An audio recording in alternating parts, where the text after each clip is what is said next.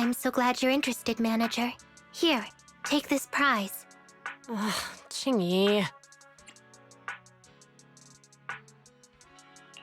Isn't there supposed to be a quiz? Oh, right. We have a quiz. Manager, how many fingers are on this hand?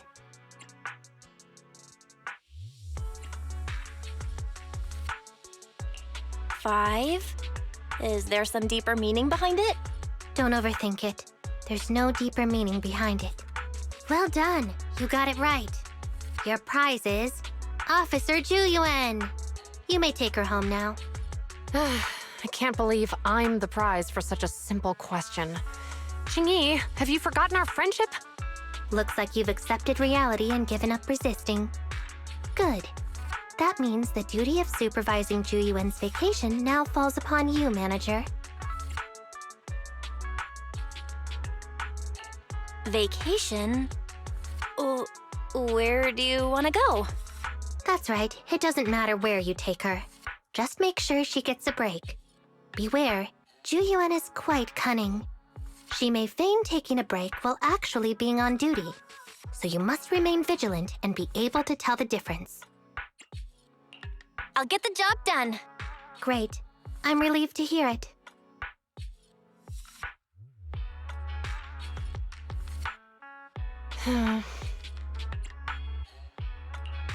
So, where would you like to go, Zhu Yuan?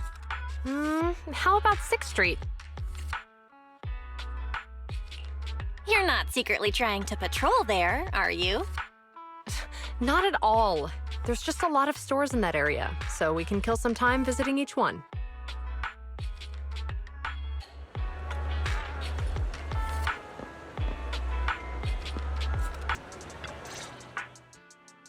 The metro's quite crowded today.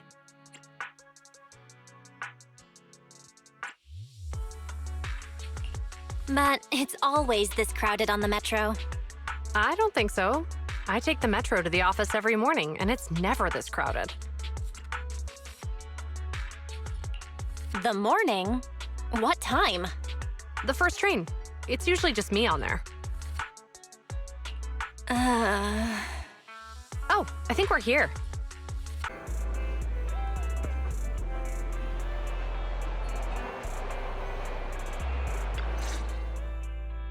Ah, even the sky looks more beautiful when I'm on vacation. I can tell that's just a line. Why would anyone be so reluctant to go on vacation? I don't understand the world of serious people. It's not that I dislike vacations, just mandatory ones. I was suddenly informed that leave can no longer be carried forward to the following year when I just managed to accumulate 79 days of leave. They can't afford to pay me if I convert my leave into cash, so I was forced to go on vacation. But there's still so much work to be done. I can't just leave it all to my colleagues and run off to have fun on my own. I have no choice but to take a break for a couple of days. Ugh! All my plans have been disrupted! You must be lying. No one who actually wants to take a break can manage to save up 79 days of leave. I bet you never even planned to use any of it. I was planning to take a short break after getting through this hectic period. Manager, please don't give me the stare of justice. Fine. I promise I'll rest properly today under your supervision. It never occurred to me how excellent the location of this cafe was. You mean Tin Master has a great eye for prime real estate? No, I mean, this location is strategically important as it overlooks the roads in both horizontal and vertical directions. When an emergency arises, I can basically keep the entirety of 6th Street under my supervision by positioning myself here. It's a shame that the windows and doors are all glass. They need to be reinforced with bulletproof materials first. What kind of emergency do you have on your mind? An ethereal crisis? Or a new Eridu defense war? Where should I place my camera? You're using that stare of justice on me again. Oh, sorry. Old habits die hard.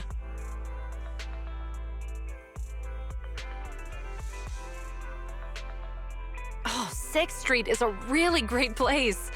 What was the name of the store we walked past just now? 404 Error? It seems to be perfectly built to withstand air attacks and can also be used as a shelter when certain natural disasters strike. What now? An alien invasion? An ice age apocalypse? Can you at least try to maintain a more positive outlook for our city? We can never be too prepared for emergencies. I know. Vacation. I'm sorry. It's just work habits, you know? You have a couple of your own too, right? At most, I just get cranky when I can't remember which movies a certain actor appeared in. It's nothing compared to you. You even managed to discover the secret relationship between Madame Wong and Mr. Bot just by observing their drying racks while passing by. That's TMI! How am I going to face Madame Wong and Mr. Bot now? By the way, the location of your store actually rivals Tin Master's. Although, the foot traffic here might not top that of the cafe. The 2 exits on the adjacent streets lead to 4 different directions, and there's also a parking lot. And this place is relatively quiet in this bustling city. It's a perfect place to stage a ruse to confuse your enemies so you can operate in shadows.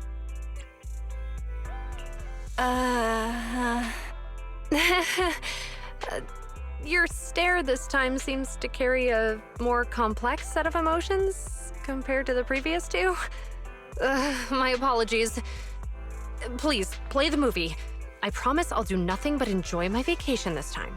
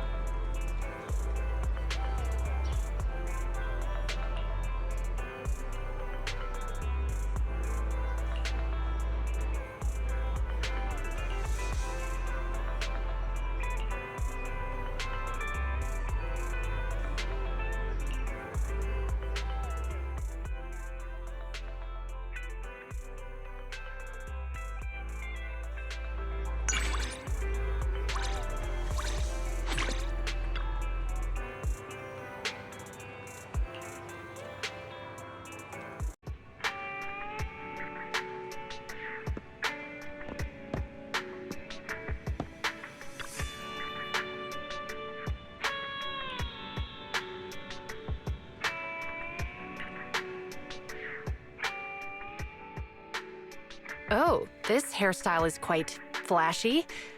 Isn't this usually the kind of style that delinquents go for? Well, the protagonist is a middle-aged man who doesn't exactly go by the book. But in a movie like this, the flashier the hairstyle, the better. Huh? Why's that? As long as the protag makes his entrance with that bizarre hairstyle, the story can then develop in a million possible ways. As for that middle-aged man, he could be someone who likes to make wild guesses about the case, someone who is bullied by spoiled brats, or even someone who loses his memory 365 times a year. Anything feels possible.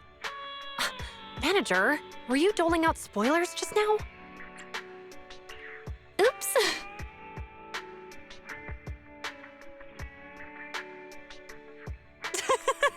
That's hilarious. That guy actually started snoring halfway through solving the case. That kid must have the toughest job in the world.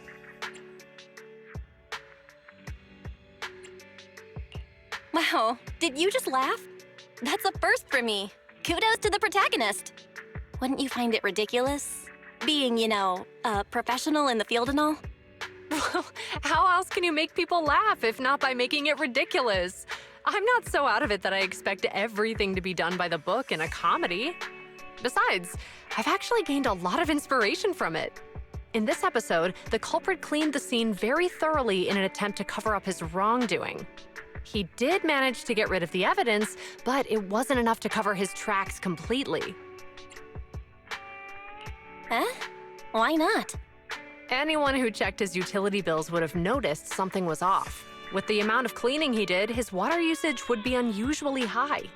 We public security officers would have focused our investigation on the family members of the victim first, instead of immediately treating it as a missing person case.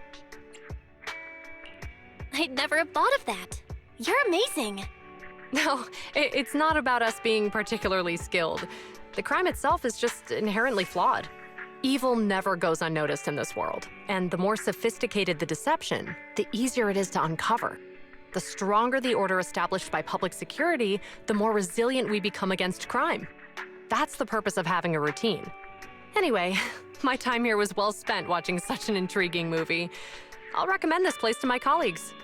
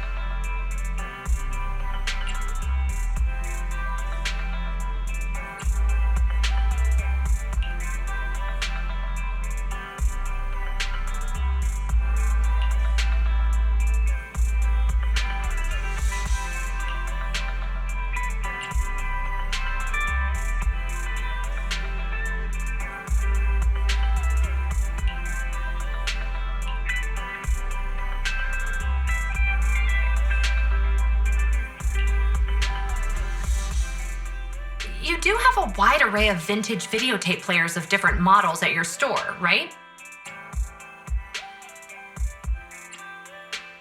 Yes, and we have a pretty comprehensive collection. Here's the thing. We've recently seized a batch of vintage videotapes with all their covers torn off. Those videotapes can only be played on a player of a niche and ancient model. Public security doesn't have that kind of player. So I'd like to borrow yours here to see what's on those tapes.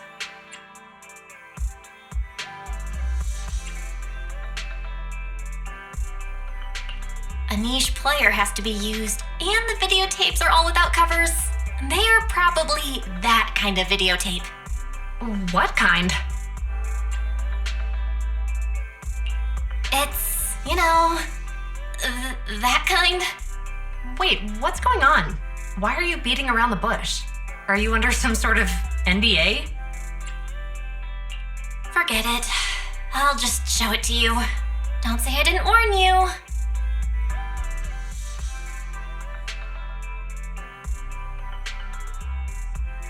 What was that? Well, either way, I've gotten the gist of this tape. Well, do you still want to check the rest? I do.